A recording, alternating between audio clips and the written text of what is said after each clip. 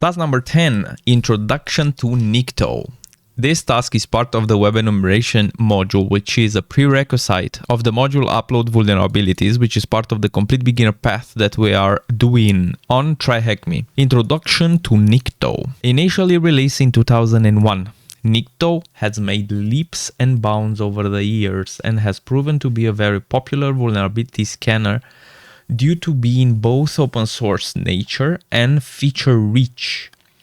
Nikto is capable of performing an assessment on all types of web servers and isn't application specific, such as WP scan. So it's not only limited to WordPress in our case for the tool that we used. Nikto is open wide.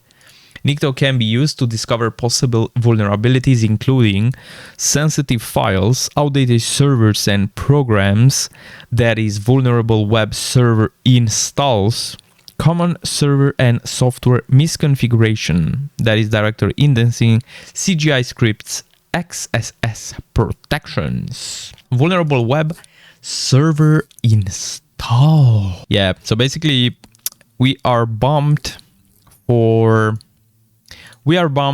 vulnerable web server installs. We are bumped to Apache like version fixes, right? So you can see what version is actually safe and what is fixed.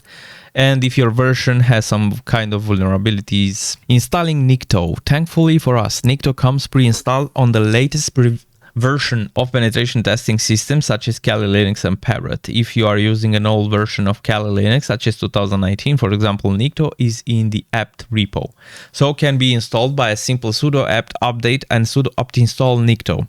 Installing Nikto on the other operating systems such as Ubuntu or Debian involves extra steps. While the TryHackMe attack box comes pre-installed with Nikto, you can follow the developer's installation guide for your local environment. In the next task, we'll explore some of the common syntax of and features of Nikto. Answer the questions below. Let's dive into the world of Nikto. Amazing.